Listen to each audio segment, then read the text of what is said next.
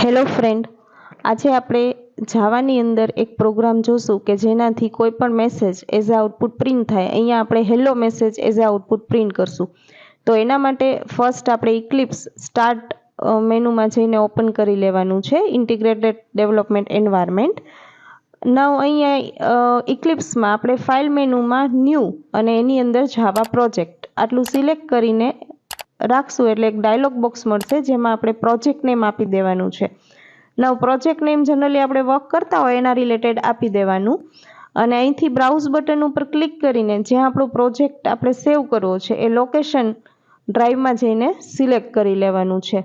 તો અહીંયા મેં લોકેશન સિલેક્ટ કરી લીધું છે અને after that just click on okay button once we select the location and again we are supposed to click on the finish button.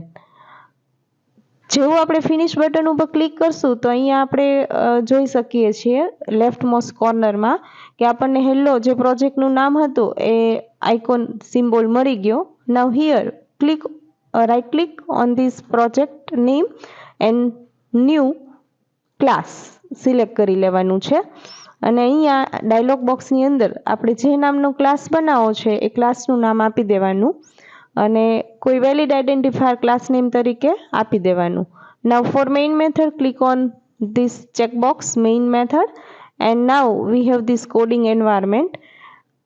Now here as a comment I have add the name of project અથવા તો જેનો આપણે programme કરવો છે એનું heading આપણે આપી શકીએ તો એ આપી દીધું છે. Now within main method to print the output in the Java, we can write system.out.println. println method છે સિસ્ટમ જાવાનો સિસ્ટમ ડિફાઇન ક્લાસ છે અને આઉટ જાવાની સિસ્ટમ ડિફાઇન ઓબ્જેક્ટ છે.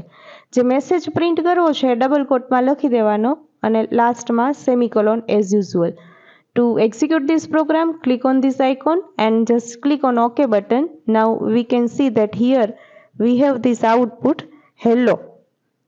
બરાબર, તો હેલો આ રીતે આપણે કોઈ પણ મેસેજ ડબલ કોટમાં લખશું એ પ્રિન્ટ થઈ જશે.